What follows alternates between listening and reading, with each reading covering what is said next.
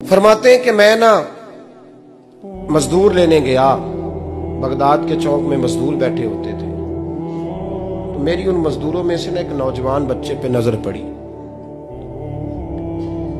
बड़ा कमजोर सा वजूद था, लेकिन चेहरे पर इबादत का निशान था। माथा बताता था कि नमाज का बड़ा ख्याल रखता है। मैं उसके करीब गया। चेहरे भी बड़ा कुछ बताते हैं ना, चेहरों में भी बड़ी रानाई होती है। फरमाते हैं मैं करीब गया, मैंने उसको कहा बेटे मजदूरी करोगे? तो कहने लगा मजदूरों में बैठा हूं तो हुजूर मजदूरी के लिए ही तो बैठा हूं। तो मैंने कहा कि चलो फिर। कहने लगा नहीं मेरी कुछ शर्तें। मैंने कहा बताओ। कहने लगा पहली शर्त यह है कि लोग 4 दिनार दिहाड़ी लेते हैं, मैं 3 दिनार लूंगा। मैंने कहा यार बे तो बड़ी बेहतरीन है, बाकी भी इस तरह की रख ले। उसने कहा हुजूर दूसरी शर्त यह है कि मैं आपकी मुकम्मल बात मानूंगा, लेकिन जब अजान हो जाएगी फिर आपकी नहीं सुनूंगा।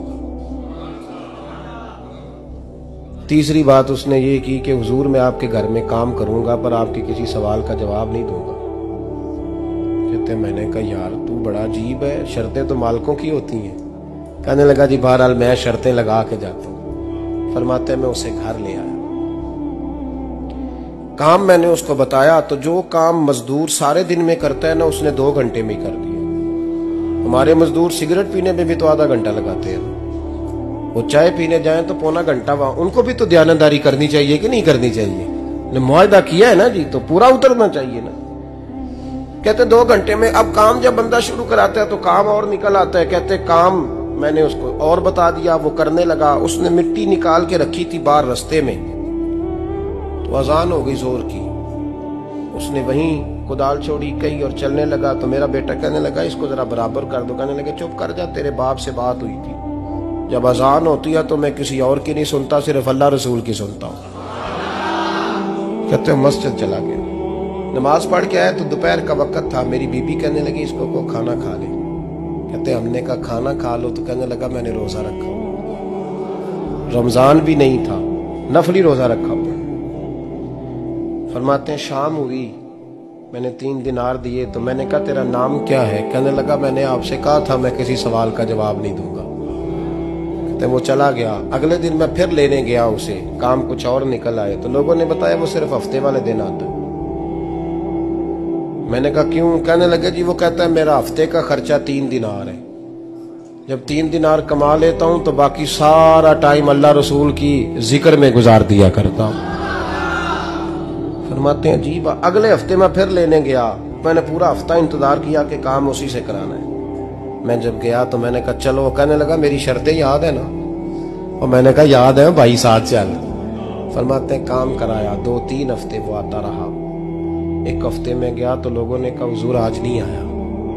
क्यों? कहने लगे बीमार हो गए। कहाँ घर है? कहने लगे बगदाद के कब्रिस्तान के पीछे जो कच्ची आबादी है उसमें रहता है। फरमाते मैं गया, दरवाजे पे दस्तक दी तो कहने लगा हुजूर आप हैं? दरवाजा खोला है, आ जाइए। फरमाते हैं मैं अंदर गया तो मैंने कहा तुम्हें कैसे पता चला मैं आया हूं? कहने लगा हुजूर अल्लाह वाले हो, आप नहीं आना था, वरना अमीर तो गरीबों का पता लेने कोई नहीं आते। कहते मैं करीब गया तो कहने लगा मैं आपका इंतजार कर रहा था, तेज बुखार है, तप रहा। जेब से कुछ पैसे निकाले, कहने लगा ये पैसे रखने। एक अंगूठी निकाली,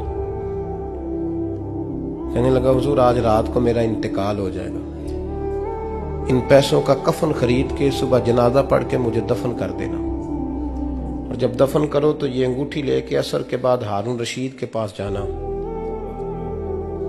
आप उसे कहना मैंने मिलना है, पर वो आपको टाइम नहीं देगा। आप उसको आवाज दीजिएगा कि तेरी एक अमानत है मेरे पास, फिर वो आपसे मिलेगा तो अंगूठी दे दे, फिर आप मेरी तरफ से फारिग हैं। हजरत फरमाने लगे तेरा नाम? और कहने लगा हुजूर वक्त थोड़ा है,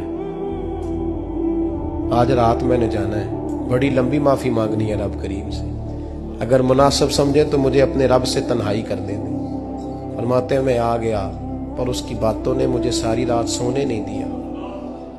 फरमाते सुबह बड़ी मुश्किल से सूरज निकला, मैं गया, दरवाजे पे हाथ रखा तो दरवाजा खुला हुआ था। अंदर दाखिल हुआ तो खुशबुएं मेरा इस्तकबाल कर रही थी। जब चेहरे से कपड़ा हटाया तो उसका तो इंतकाल हो चुका। इंतकाल हो चुका है, ऐसे जैसे किसी का दीदार करके सोया। कहते मैं तो 2 आदमी ले गया था जनाजे पे, पर पता नहीं दुनिया किधर किधर से आई, कहां कहां से। अखा जदों मीटियां जमाना मैनू रोवेगा, अपना ते अपना बेगाना मैनू रोवेगा। फरमाते हैं मैं तो 2 बंदे ले गया था, पर पता नहीं मखलूक कहां कहां से आई। जनाजा पड़ा, दफन किया। हारून रशीद के पास में असर के बाद गया, मैंने बुलाना चाहा पर बादशाह था, मेरी तरफ देखा ही नहीं। मैंने उसको कहा तेरी ये कमानत मेरे पास है। फरमाते हैं मुझे कोने पे ले गया, क्या बात है, कमरे में बुलाया, मैंने अंगूठी दी। हारून रशीद तो चीखे मारने लगा, कहने लगा अंगूठी वाला कहाँ है? मैंने कहा वो तो इंतकाल कर गया। कहने लगा मुझे कब्र पे ले चल। कहते मैं कब्र पे लाया तो वो लेट गया, तड़प के रोने लगा। मैंने कहा मेरा कलेजा फट जाएगा, ना उसने कुछ बताया ना तूने बताया, ये कौन था? तो हारून रशीद कहने लगा ये मेरा बेटा था। मैंने कहा तेरा बेटा और मजदूर? कहने लगा हुजूर ये हजरत दाऊद ताई के पास बैठा करता था, उनका मुरीद था, मुझे रोज कहता था अब्बा तूने बड़ी दुनिया इकट्ठी कर ली है, मरते वक्त तुझसे टांगे समेटी नहीं जाएंगी, इतना हिसाब नहीं तू दे सकेगा। मैं इसको समझा देता, इसकी अम्मा समझा देती। ये रोज हमें कहता छोड़ दो, आ जाओ अल्लाह रसूल की बारगाह में झुक जाएं। हम समझ। एक दिन ये चला गया, कहने लगा फिर तुम्हारा रास्ता और है और मेरा रास्ता और है। ये सोने की अंगूठी गलती से इसके पास रह गई, गलती से हीरे की अंगूठी चली गई। कहने लगा देखो मेरे बेटे ने आज वो भी वापस कर दी है।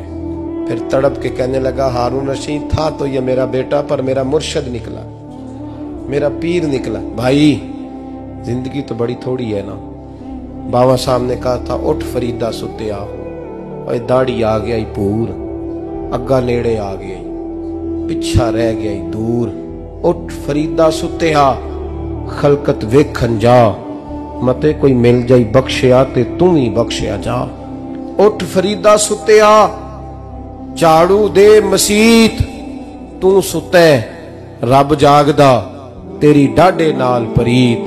मेरा रब हमें भी अपनी बारगाह में कबूल फरमा।